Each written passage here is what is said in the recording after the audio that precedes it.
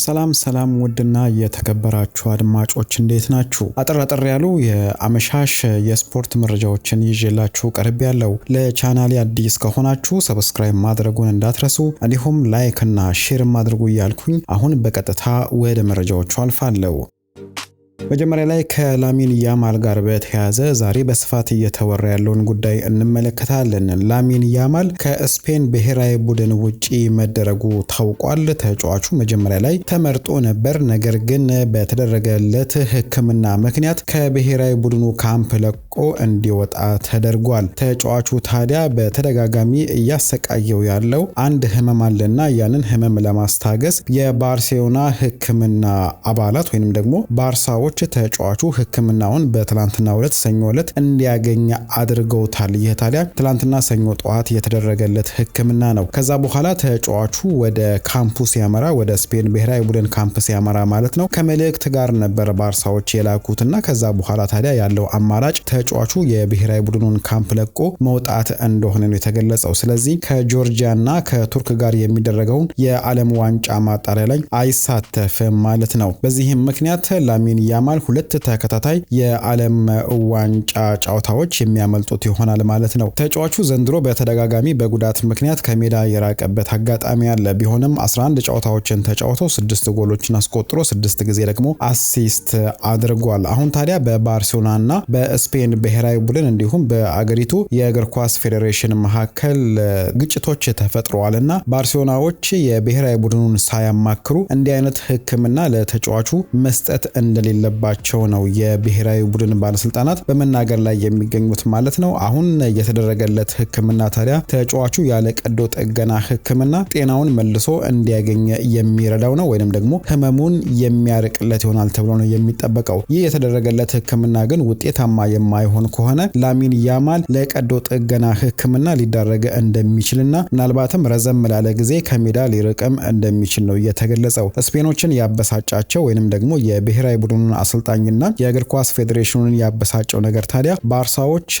ስፔንን ሳያማክሩ የብሔራዊ ቡድኑን አሰልጣኝ ሳያማክሩ በቀጥታ ለተጫዋቹ የህክምና እርዳታውን ማድረጋቸው ነው። ይህ የህክምና እርዳታ ታዲያ እረፍት የሚፈልግ ስለሆነ በትንሹ ተጫዋቹ ለ2 ሳምንት እረፍት ማድረግ ይኖርበታል። ስለዚህ ለብሔራዊ ቡድኑ አይጫወትም ማለት ነውና ባርሳዎች ለብሔራዊ ቡድኑ እንዳይጫወት በማሰብና የራሳቸውን ጥቅም ብቻ ቅድሚያ በመስጠት ተጫዋቹ ህክምናውን እንዲያገኝ አድርጓል በማለት ነው የስፔን ብሔራዊ ቡድን አሰልጣኝ እንዲሁም የእግር ኳስ ፌዴሬሽኑ ባለስልጣናት እየተቆጡ የሚገኙት። በአጠቃላይ አሁን የላሚን ያማል ጉዳይ የስፔን ብሔራዊ ቡድንንና ባርሴሎናን እያጋጨ ይገኛል።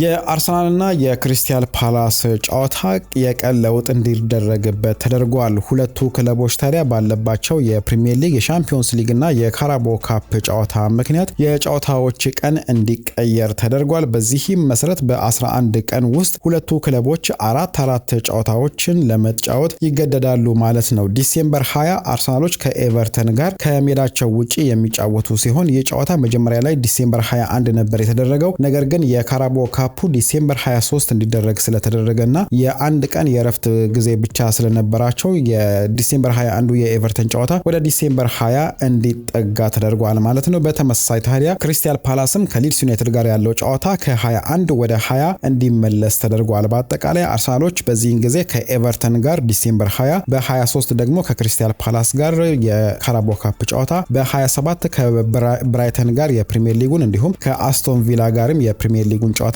የሚጫወቱ ይሆናል። በተቃራኒው ደግሞ ክሪስታል ፓላሶች በ18 የኮንፈረንስ ሊግ ጨዋታን ከኩፕስ ጋር ከተጫወቱ በኋላ በ20 ሊድስ ዩናይትድን ይገጥማሉ። በ23 ከአርሰናል ጋር እንዲሁም በ28 ደግሞ ከቶተንሃም ሆትስፐር ጋር የሚጫወቱ ይሆናልና ሁለቱ ክለቦች በዚህን ጊዜ ታዲያ በ11 ቀን ውስጥ አራት ጨዋታዎችን የሚጫወቱ ይሆናል።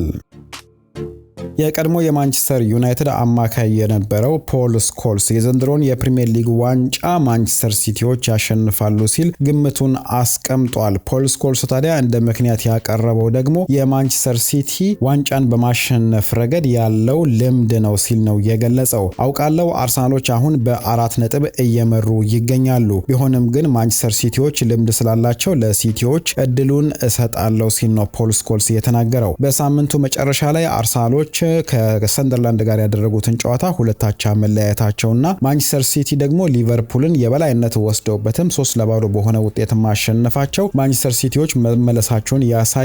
አርሰናሎች ደግሞ አስፈላጊ በሆነበት ሰዓት ጨዋታዎችን መግደልና መጨረስ አለመቻላቸውን ያሳያልና ማንቸስተር ሲቲዎች ዘንድሮም የፕሪሚየር ሊጉን ዋንጫ የማሸነፍ ከፍተኛ የሆነ እድል አላቸው ሲል ፖል ስኮልስ ተናግሯል። ኤርሊንግ ሃላንድ ተመልሷል፣ ጎሎችን እያስቆጠረ ይገኛል። ፔፕ ጋርዲዮላም ቡድኑን በአዲስ መልኩ አዋቅሮ ውጤታማ በማድረግ ላይ ይገኛልና በዚህም ምክንያት ማንቸስተር ሲቲዎች የዘንድሮን የፕሪሚየር ሊግ ዋንጫ ያሸንፋሉ ሲል ፖል ስኮልስ ተናግሯል። የቪኒሺየስ ጁኒዮር ጉዳይ ዳግም ከዝውውር ጋር መነሳት ጀምረዋል። የስካይ ስፖርት ዘጋቢ የሆነው ሳቻ ታቮሊየሪ እንደሚለው ከሆነ ታዲያ በቪኒሺየስ ጁኒዮር እና በሪያል ማድሪድ መካከል ያለው የኮንትራት ንግግር አሁን መመለስ በማይቻል ሁኔታ ላይ ተቋርጧል ሲል ነው የገለጸው። ስለዚህ ተጫዋቹ ታምር ካልተፈጠረ በስተቀር ለሪያል ማድሪድ ይፈርማል ተብሎ መጠበቅ ከባድ ነው ሲል ገልጿል። በዚህም መሰረት ሪያል ማድሪዶች ተጫዋቹን 150 ሚሊዮን ዩሮ የሚያገኙ ከሆነ ለመሸጥ ፍቃደኛ ይሆናሉ ሲል ነው የገለጸው። የክለቡ ባለስልጣን ፍሎሬንቲኖ ፔሬዝም ሆኑ ሌሎች ባለስልጣናት ታዲያ ተጫዋቹ በክለቡ ቢቆይ ደስተኛ ቢሆኑም ነገር ግን ተጫዋቹ ከክለቡ እሴት ጋር መጓዝ እንዳለበት ያምናሉ ሲል ነው የገለጸው። ስለዚህ ቪኒሺየስ ጁኒየር በክረምት 2026 ሪያል ማድሪድን የመልቀቅ እድሉ ሰፊ ነው ሲል ሳቻ ታፎሊየሪ ገልጸዋል። የሳውዲ አረቢያ ክለቦች አልሂላልና አልናስር እንዲሁም የፕሪሚየር ሊግ ክለቡ ማንቸስተር ሲቲም የተጫዋቹን ሁኔታን በቅርበት እየተከታተሉ እንደሚገኙና ለማስፈረም እንቅስቃሴ ሊያደርጉ እንደሚችሉ የተገለጸው። ምናልባት ግን ከአሁን በኋላ ባለው ጊዜ ውስጥ ሌላ ተአምር ተፈጥሮ ቪኒሺየስ ጁኒየር ወደ ኮንትራት ንግግሩ ተመልሶ አዲስ ኮንትራት የማይፈራረም ከሆነ ተጫዋቹ ክለቡን የመልቀቅ እድሉ ሰፊ እንደሆነ ነው የተገለጸው። ማንቸስተር ዩናይትዶች ከኤሊዮት አንደርሰን ጋር በተያያዘ ተጫዋቹን ለማስፈረም እንቅስቃሴ መጀመራቸውንና የተጫዋቹን ወኪሎችም ከሁኔታው ጋር በተያያዘ ያለውን ነገር ለማወቅ ጥያቄ ማቅረባቸው እየተገለጸ ይገኛል። የ2026 የማንቸስተር ዩናይትድ የመጀመሪያ እቅድ ይሆናል ተብሎ የሚጠበቀው ታዲያ የአማካይ ስፍራ ተጫዋች ማስፈረም እንደሆነ ነው የተገለጸው። ኖቲንግሃም ፎረስቶች ተጫዋቹን መልቀቅ አይፈልጉም። ቢለቁት እንኳን በትንሹ ለተጫዋቹ ዝውውር ከ100 ሚሊዮን ፓውንድ በላይ ለመጠየቅ መዘጋጀታቸው ነው እየተገለጸ የሚገኘው። አንደርሰን ዘንድሮ በፕሪሚየር ሊጉ ወጥ የሆነ ብቃትን እያሳዩ ከሚገኙ ተጫዋቾች ውስጥ አንዱ ነው። ክለቡ 3 አሰልጣኞችን በዘንድሮ የውድድር ዓመት ቢቀያየርም እስካሁን ታዲያ በቋሚ አሰላለፍ ውስጥ ተሰልፎ በመጫወት በሁሉም አሰልጣኞች ስር የተሳካ እንቅስቃሴን እያደረገ የሚገኝ የኖቲንግሃም ፎረስት ተጫዋች ነው። እንዲሁም ለእንግሊዝ ብሔራዊ ቡድንም ተመርጦ ታዲያ ምርጥ የሚባል እንቅስቃሴን እያደረገ ይገኛል። ይህንን ተጫዋች ወደ ክለባቸው በማምጣት ማንቸስተር ዩናይትዶች የመሃል ክፍላቸውን ችግር ለመቅረፍ ማቀዳቸውን የተገለጸው። ከዚሁ ጋር በተያያዘ ታዲያ የተጫዋቹን ሁኔታ ለማወቅ ጥያቄ ማቅረባቸው ነው የተገለጸው። ዩናይትዶች በተጠናቀቀው የክረምት የዝውውር መስኮት ከ200 ሚሊዮን ፓውንድ በላይ በማውጣት የአጥቂ መስመር እንዲሁም የግብ ጠባቂ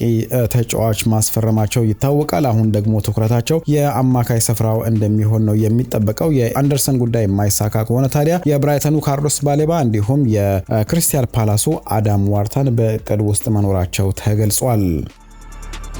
የማንቸስተር ዩናይትዱ አሰልጣኝ ሩበን አሞሪም የክለቡን አማካይ ማኑኤል ኡጋርቴን ተጫዋቾች በተሰበሰቡበት መተቸቱ እየተገለጸ ይገኛል። ባለፈው ዓመት ከዩሮፓ ሊግ ዋንጫ ሽንፈት በኋላ ታዲያ አሰልጣኙ ቡድኑን ሰብስበው በካሪንግተን የልምምድ ማዕከል ውስጥ ተጫዋቹን እንደተቹትና ተጫዋቹ ከፍተኛ የሆነ ምቾት ማንቸስተር ዩናይትድ ውስጥ እየተሰማው ይገኛል፣ ለመጫወትና ጠንክሮ ለመስራት ፍቃደኛ አይደለም በማለት መተቸ ታቸው ነው እየተገለጸ የሚገኘው። ማኑኤል ኡጋርቴና ሩበን አሞሪም ታዲያ በስፖርቲንግ ሊዝበን የተሳካ ጊዜን አብረው ማሳለፍ ችለዋል። ነገር ግን ከዛ በኋላ ማኑኤል ኡጋርቴ ወደ ፒኤስጂ አምርቶ ወደ ማንቸስተር ዩናይትድ ከተዘዋወረ በኋላ እንዲሁም አሰልጣኝ ሩበን አሞሪም ወደ ማንቸስተር ዩናይትድም ከመጣ በኋላ ማኑኤል ኡጋርቴ በስፖርቲንግ የነበረውን ብቃት መልሶ ማግኘት አልቻለምና ከዚህ ጋር በተያያዘ ተጫዋቹ በልምምድ ማዕከል ላይም ወይም ደግሞ በልምምድ ቦታ ላይም ጥሩ የሚባል ልምምዶችን በመስራት ላይ አይገኝም። እሰለፋለሁ የሚል ከፍተኛ የሆነ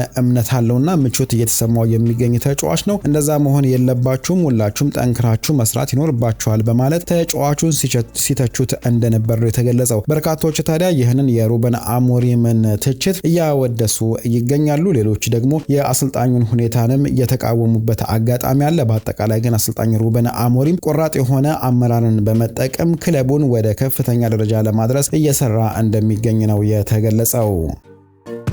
ሊቨርፑሎች የፒኤስጂውን አማካይ ቪቲኒያን እየተመለከቱት እንደሚገኙ ተገልጿል። አሰልጣኝ አርኔ ስሎት የመሃል ክፍላቸውን ማጠናከር ይፈልጋሉ። በዚህም መሰረት የ25 ዓመቱን ፖርቹጋላዊ እየተመለከቱ እንደሚገኙ ነው የተገለጸው። ይሁንና ይህ የሚከሰተው ምናልባትም ክለብ ውስጥ የሚገኙ የአማካይ ስፍራ ተጫዋቾች ክለቡን ከለቀቁ ሊሆን እንደሚችል ነው የተገለጸው። ተጫዋቹን የፈለኩበት ታዲያ በርካታ ምክንያቶች አሉ። አንደኛው ተጫዋቹ በጫና ውስጥ ሆኖ መረጋጋት የሚችል ተጫዋች ነው። ከዛ በተረፈም ፕሬሶችንም መቋቋም የሚችል ተጫዋች ነው። እንዲሁም የጨዋታዎችን ፍጥነት መቆጣጠር እንዲሁም ማፍጠንም የሚችል ተጫዋች ነው። እንዲሁም ኳሶችን የሚያሳልፍበት መንገድም ታዲያ ተመራጭ እንዳደረገው ነው እየተገለጸ የሚገኘው። አሁን ላይ ባለው ሁኔታ ፒኤስጂዎች ተጫዋቹን በምንም አይነት መልኩ ይሸጡታል ተብሎ አይጠበቅም። ቢሆንም ግን ከ130 ሚሊዮን ዩሮ በላይ የሚቀርብላቸው ከሆነ ሊሸጡት እንደሚችሉም እየተገለጸ ይገኛልና ይህንን ዋጋ ታዲያ ሊከፍሉ የሚችሉ ክለቦች በቁጥር አናሳ ሊሆኑ እንደሚችሉ ነው የተገለጸው።